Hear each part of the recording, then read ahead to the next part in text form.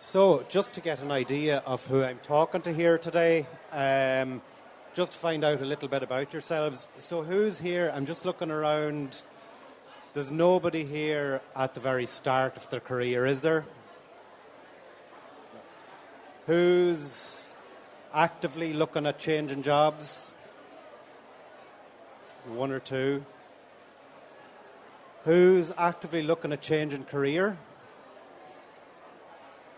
Yeah, a few people actively looking at changing career. And is there anybody here that doesn't know what they want to be when they grow up? One, anyway. And two honest people that are actually admitting it. So that's what I'm here to talk about. So if I was to go down and pick on people, so if I was to talk to you now, if I asked you to get up here and talk, what would you talk about? Probably find a specific job. You like it? Sorry?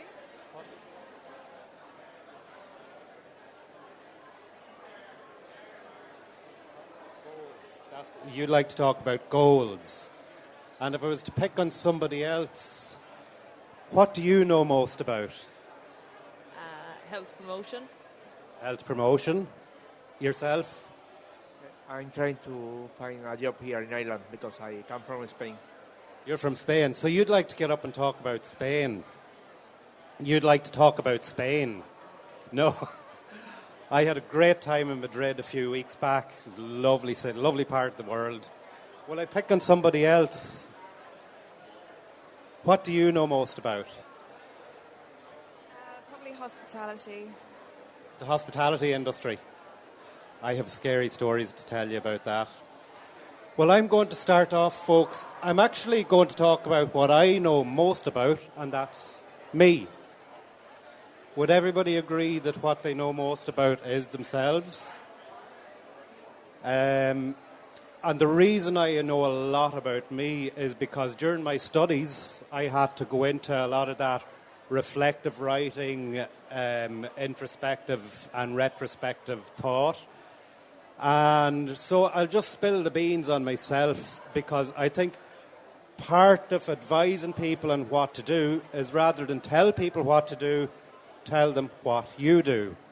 So my day job, I'm actually still in career transition myself.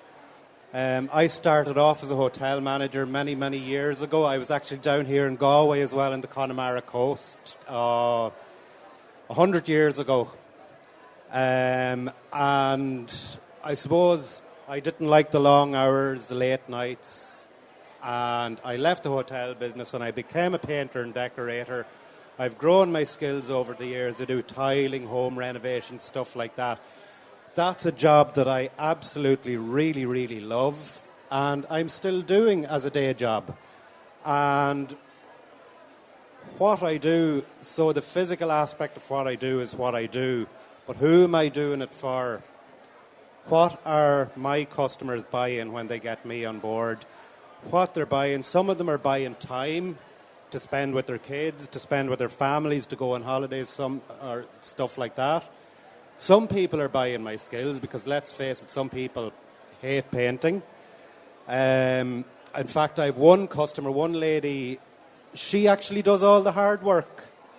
And the reason she gets me is because she absolutely hates the idea of rolling the walls. But when I walk into her house every spring to do a sitting room or a bedroom or something like that, she has all the holes filled, she has the skirting boards done, she has the furniture covered, sheets on the floor, the works. All I have to do is walk in and walk out.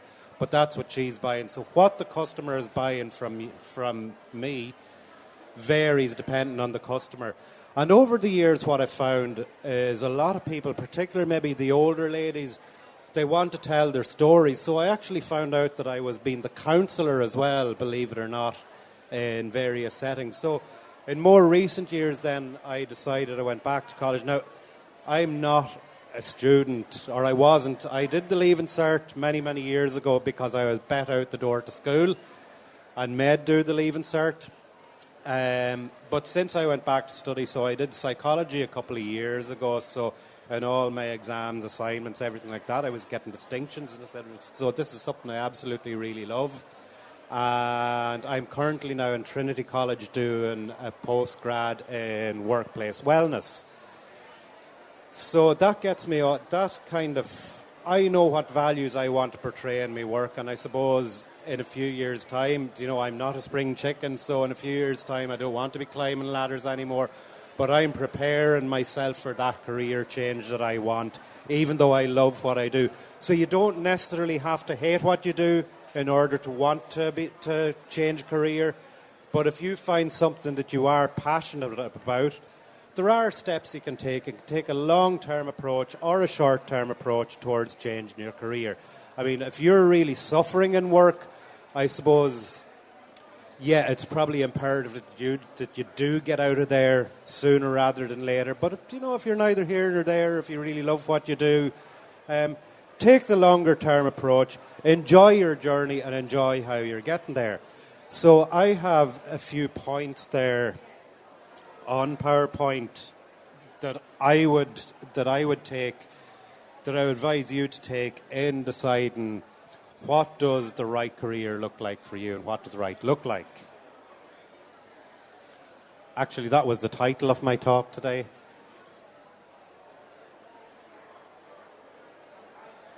So now, as I said, the reason I know a lot about myself is because I had to do the thought and the inward reflection. And a lot of us think, but thought actually requires a lot more. I mean, we can deceive ourselves into thinking that we know a bit about ourselves. So what I'm going to ask you to do there is count the number of F's in that sentence. I'll stand back. Can everybody see that?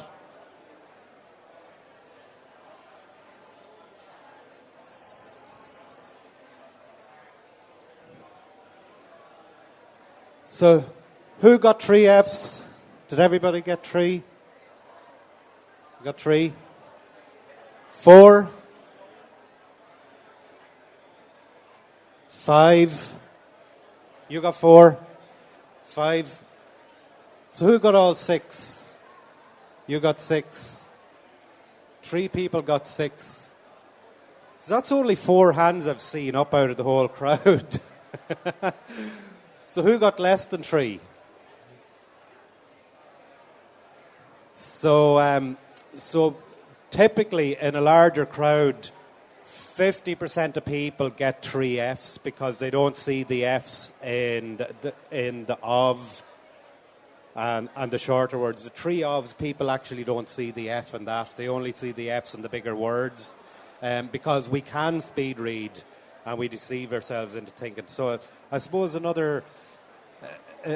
lets you know that our eyes, human eyes, our whole cognition is built around our eyes, and the occipital nerve is actually part of the brain. Every other nerve in your body is part of your nervous system, but your occipital nerve is actually connected to the brain. The other nerves are connected through the spine. So our whole cognition. So if our eyes can deceive us this much, how much more can the rest of us deceive ourselves? And our thoughts are very open to deception because we're influenced by other people in our lives, we're influenced by our environment, we're influenced by work, we're influenced by a lot of things. Do you want to be deceived again? Could everybody stand up, please?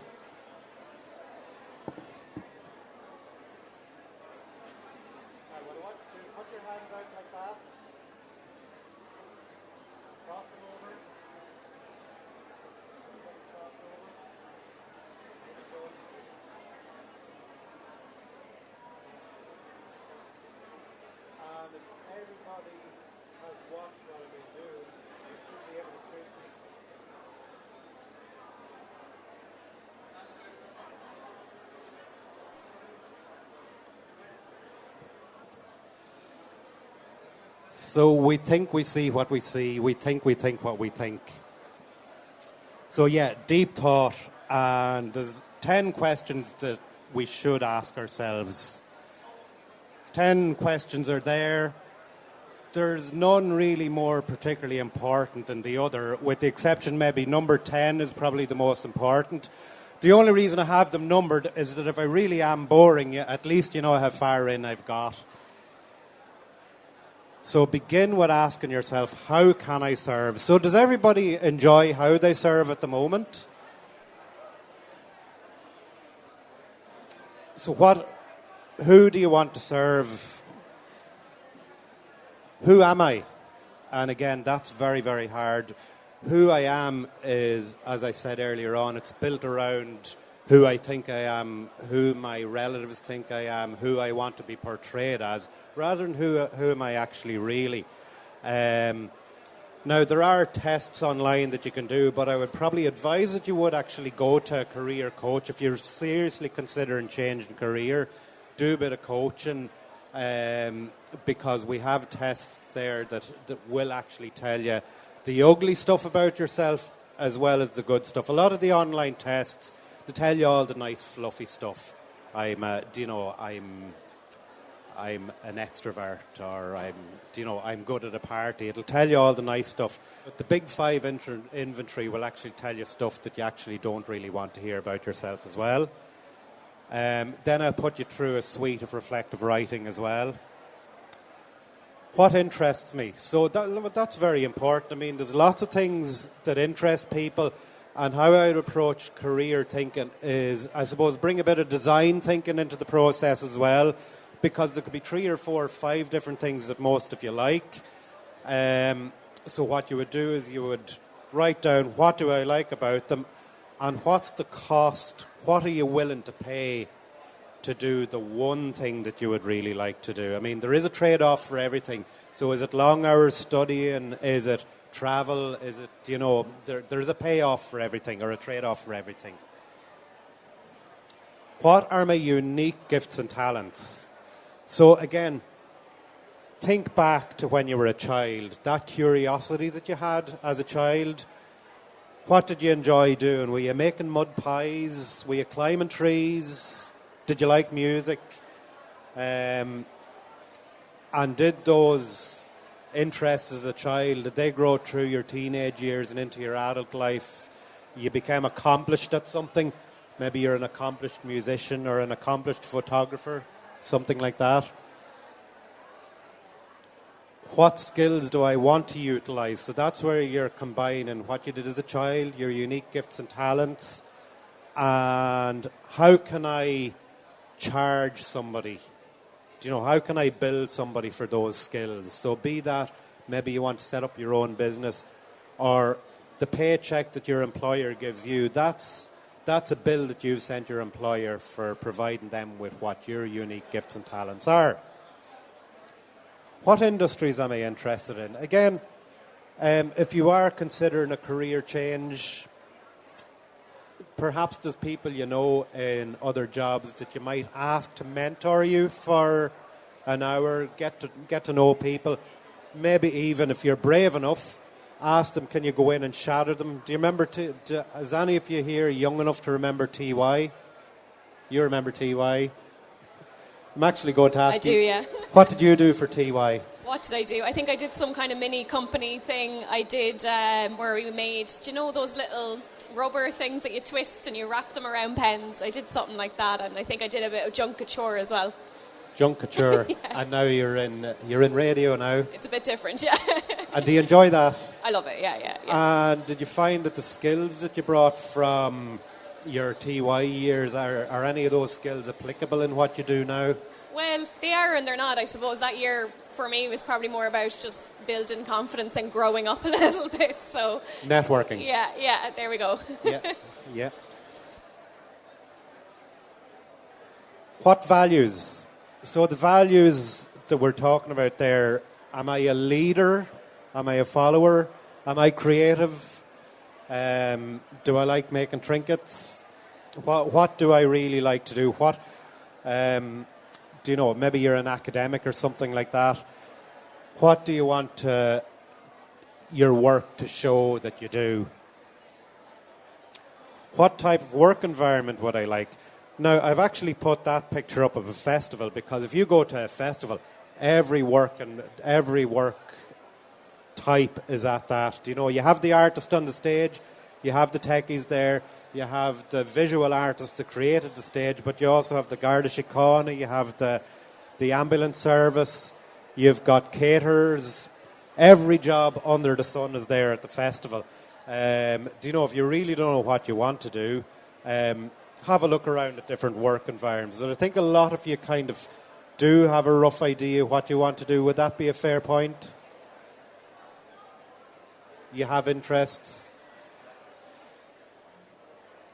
Now, what's my mission? I'm going to skip on to what's my vision. Now, that's not to be mistaken for vision boards. A lot of you have heard the popular literature on vision boards.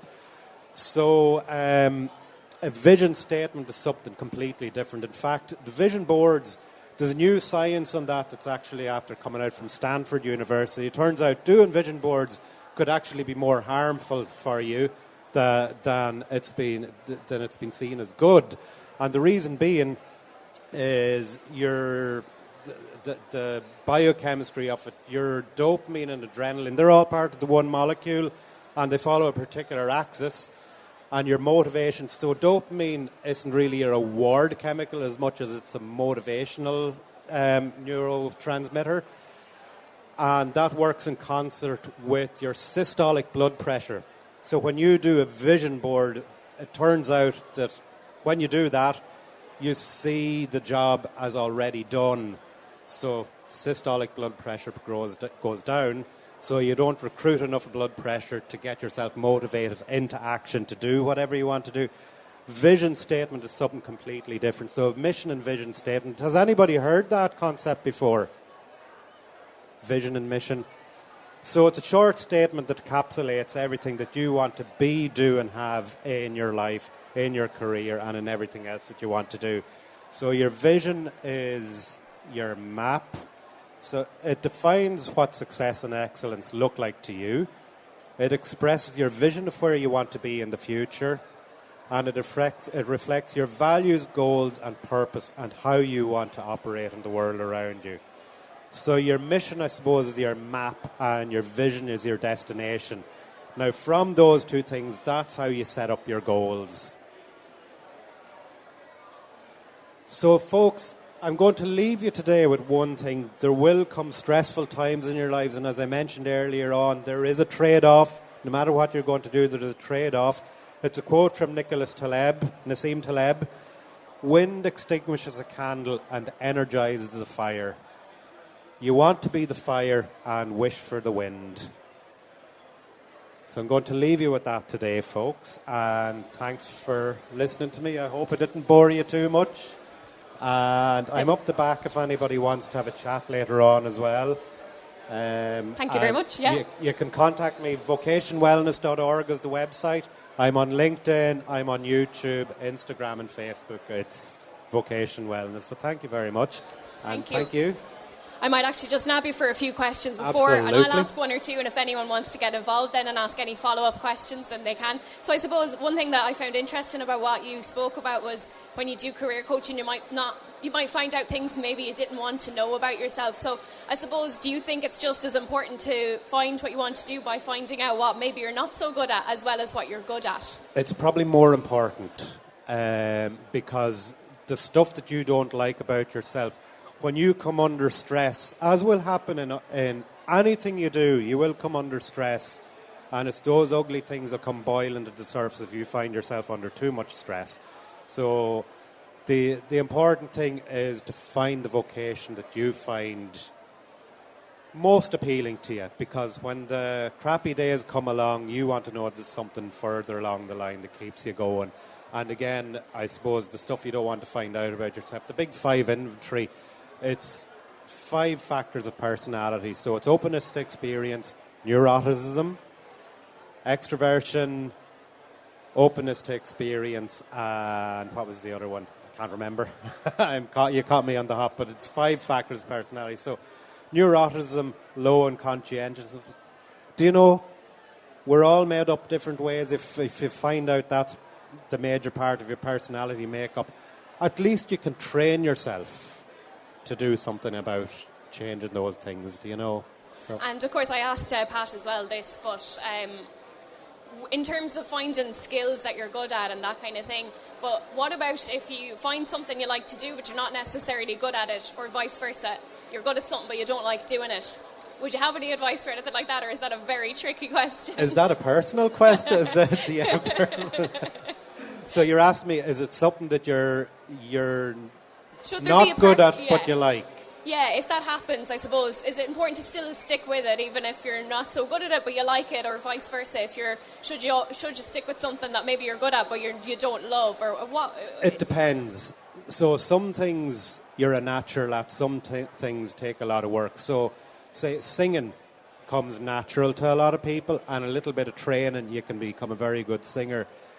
Playing the guitar does take a bit more work. You mightn't be so good at it.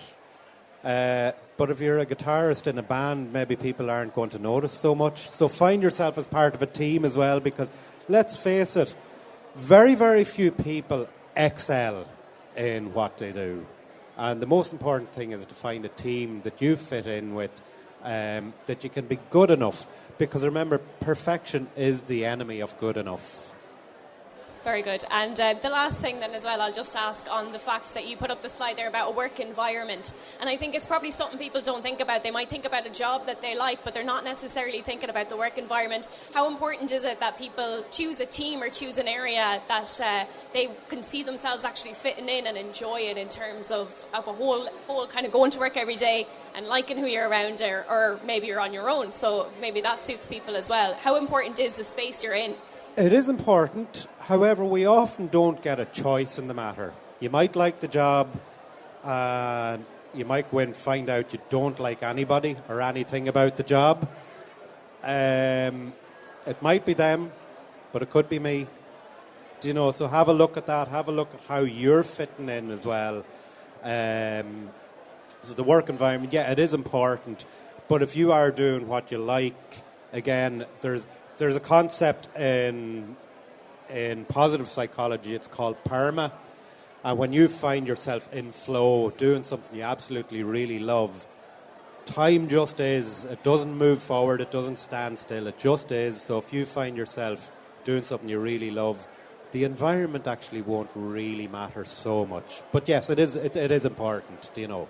Okay, that's perfect. I think that's my last question now. Sorry to trick you with a few tricky ones there. But thanks so much. So I suppose we'll just give a round of applause and a thank you to Pat here for that. Thank you very much, folks.